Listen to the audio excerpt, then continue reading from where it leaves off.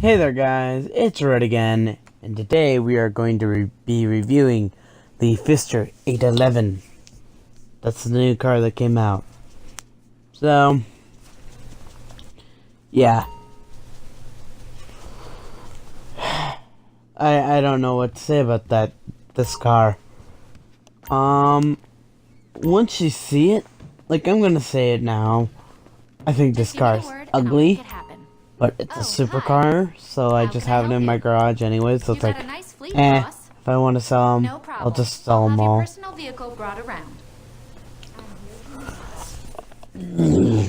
So, yeah.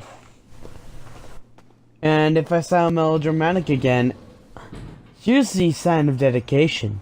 It's 1:55 in the morning. I'm trying to get this video out because I forgot to do a video yesterday. And yeah, I think like I'm gonna only have like one person watch this in the beginning of it. So here's this ugly son of a gun in majestic blue though, so any car looks good in majestic blue.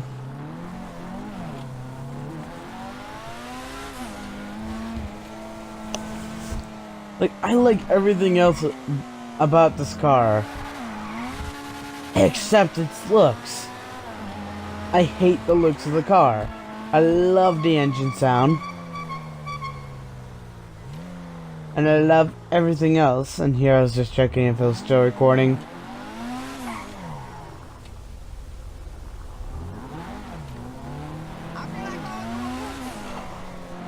I have to say though, out of these cars, like the ones that came in the finance and felony, like the supercars, this I think is the most customizable, because the X80 just had standard supercar stuff. What's wrong with her now? And here we are at Los Santos Customs. Now this car goes for supercar money. Oh, and by the way, it's based on the Porsche 780 or something like that. 718. Which I don't get the point about Porsche. It's all nice and nice looking cars and all that, but look, okay. Here's a challenge for you guys. Look up a picture of a 1960s Porsche, and then sorry, I had to pull out my mic. And then look up a picture of a not 1990s. Look up a picture of a nowadays Porsche, like 2016 Porsche. I guarantee you, they'll look almost exactly the same. Like, Porsche does not change their designs, but this goes for supercar money, which is about $50,000. And in my own opinion, this car looks ugly as all hell. But you guys are entitled to your opinions. I just realized it's like the first time I've ever actually swore in a video. Now this is the majestic blue I showed you guys earlier. Literally from the time I'm recording this audio. It was an hour ago. Oh boy. So yeah. I'm just waiting on Zern. I decided to finally edit these videos because I put it off all week. But here's all those customizations. And even though that I did say that this is the most customizable out of all of them, it's still pretty lackluster in customization. Like, we need a heavily customizable, like, supercar. Like, I want to actually, like, change almost the entire body look. Like, not Zentorno customization, like, a lot of customization. But here we are at the race, and apparently this is where this is supposed to shine.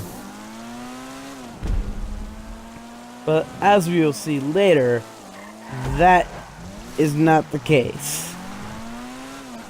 Now granted, this is a wet track, but my god, this thing is like all-wheel drive.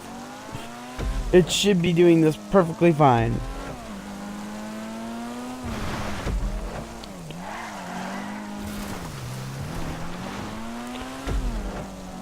Oh, and this car also is, out of all of these supercars, is the least expensive out of the three that came out, being at $1.135 million. So yeah. So far this car isn't doing so well, and it's not really handling too well. And yeah. But this car will catch up with the X80 in straights. Because you guys know I wasn't flooring it on the straights with the X80.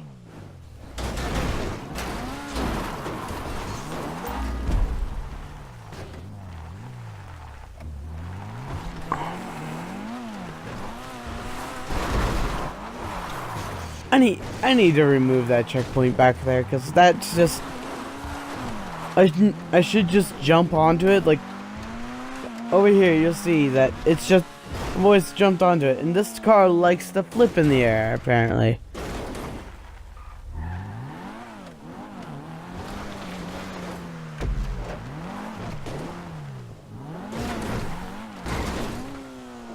And here I take the normal route instead of doing the X80, because I just...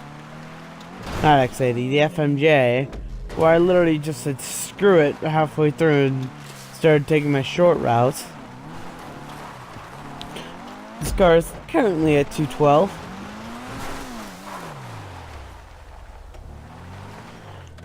And this car does not like dirt or anything that's not flat road. Or picnic tables.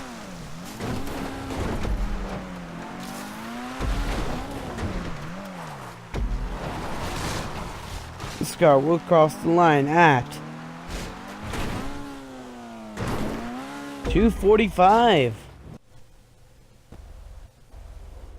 And now let's go on. So this car crossed the line at 245. And on to my personal review. Now, customization on this car. I'll have to give, out of all these three cars, if I was going to just compare the three cars, with three supercars, it would be a 10 out of 10. But normally, just normal, I'm going to give this car a 3 out of 10 on the customization scale. Because the only real upgrades you can do are to the bumper, and that's basically it. A little bit about skirts too, but for the most part, the only customization I can actually do on this car is bumpers and skirts. One of the customizations on this car is even just changing the color of my exhaust. If I'm going to pay $5,000 for a new exhaust, it shouldn't just change the color of my car's exhaust. Now on to the rest of it. Acceleration, 10 out of 10. This car is fast. It is supposed to compete with the X80. Engine sound, 10 out of 10. This thing sounds amazing. Looks, 3 out of 10. This car is ugly. I don't want this car in my garage. I don't want this car. Now, would I suggest buying it? No. This car is bad. It does not like off-roading. It does not like... It's a very oddly specific car for GTA. If you're going to spend the money, and you're going to spend $1 million, get a Zentorno and fully customize a Zentorno. Because that car can still compete with these cars that have come out.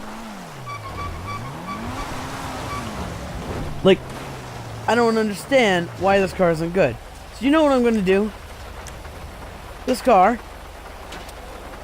no longer deserves a spot. So,